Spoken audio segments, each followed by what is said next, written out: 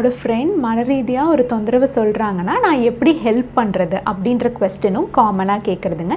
என்ன ரீசன் பார்த்தீங்கன்னா, many a times family மெம்பர்ஸ்கிட்ட convey பண்ணுறதுக்கு முன்னாடி அவங்களோட க்ளோஸ் சர்க்கிள்னு நினைக்கக்கூடிய நண்பர்கள்கிட்ட அவங்களோட கருத்துக்களை, அவங்க மனதில் இருக்கக்கூடிய எண்ணங்களை பகிர்ந்துக்கிறத பார்க்க முடியுது. ஸோ நீங்கள் அதை எப்படி ஹேண்டில் பண்ணலாம் அப்படின்னு தெரிஞ்சு வச்சுருக்கிறதும் ரொம்பவே இம்பார்ட்டன்ட். ஸோ முதல் விஷயம் என்னென்னா, ஆப்போசிட்டில் இருக்கக்கூடிய ஒரு பர்சன் உங்ககிட்ட அவங்களுக்கு மனசுக்கு சோர்வாக இருக்குது, இல்லை கவலையாக இருக்குது, இல்லை தற்கொலை எண்ணங்கள் மாதிரி இருக்குது, அந்த மாதிரி விஷயங்களை எக்ஸ்ப்ரெஸ் பண்ணுறாங்கன்னா ஃபர்ஸ்ட் திங் அவங்கள குறுக்கிடாமல் கேட்டு பழகுங்க. ஏன்னா லிசன் பண்ணுறது அப்படின்றதே ஒரு இம்பார்ட்டண்ட்டான ஃபேக்டராக அந்த ஆப்போசிட்டில் இருக்க பர்சனுக்கு ஃபீல் ஆகுங்க. ஏன்னா யார்கிட்டையுமே சொல்ல முடியாத விஷயங்களை தான் உங்ககிட்ட ஷேர் பண்ணிக்கணும்னு நினைக்கிறாங்க. ஸோ இந்த லிசனிங் அப்படின்றது ரொம்பவே இம்பார்ட்டண்ட். என்ன காரணம்னா, இந்த லிசன் பண்ணும்போது அவங்களுக்கு ஒரு நம்பிக்கை வரும். ஓகே, நமக்கு ஏதாச்சும் ஒரு ப்ராப்ளம் இருக்குன்னா இந்த பர்சன் கிட்ட சொல்லலாம் போல் அப்படின்ற ஒரு நம்பிக்கை அவங்களுக்கு வரது மூலமாக அது அவங்களுக்கு ஒரு கான்ஃபிடென்ஸை கொடுக்கும். அதே போல் அந்த இஷ்யூஸை ஹேண்டில் பண்ணுறதுக்கும் ஒரு பெட்டர்மெண்ட் கொடுக்கும். ரெண்டாவது விஷயம், அவங்கள ஜட்ஜ்மெண்டெல்லாம் பார்க்க வேண்டாங்க.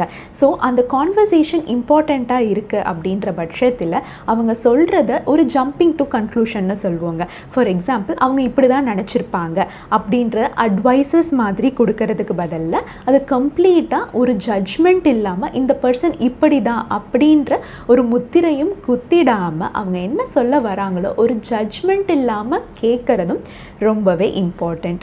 மூன்றாவது விஷயம், அவங்க ரொம்ப சிரமப்படுறாங்க அப்படின்னு ஃபீல் பண்ணிங்கன்னா அவங்களோட ஃபர்ஸ்ட் செட் ஆஃப் பீப்புள்னு இருக்கிறாங்க அப்படின்னா, அவங்க ரிலேட்டிவ்ஸாக இருக்காங்க அப்படின்னா கூட அவங்களுக்கு இன்ஃபார்ம் பண்ணுறதும் சில இடங்களில் அது இம்பார்ட்டண்ட்டாக ஆகிடுங்க.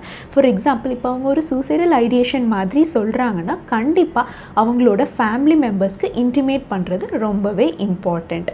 நாலாவது முக்கியமான விஷயம், அவங்க ரொம்ப ஸ்ட்ரகிள் பண்ணுறாங்கன்னா கிராஜுவலி அவங்க கிட்ட பேசி கண்டிப்பாக ஒரு ப்ரொஃபஷ்னல் ஹெல்ப்பை சீக் பண்ணுறதுக்கு அவங்கள மோட்டிவேட் பண்ணணும்.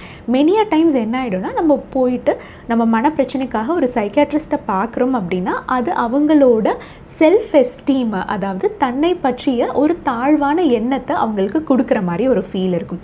ஸோ நீங்கள் கொடுக்குற மோட்டிவேஷன் அப்படின்றது அவங்களுக்கு ரொம்பவே ஹெல்ப்ஃபுல்லாக இருக்குங்க. அதனால ஒரு டாக்டரோட ஹெல்ப்பையும் அவங்க கண்டிப்பாக சீக் பண்ணுவாங்க. தேங்க்யூ.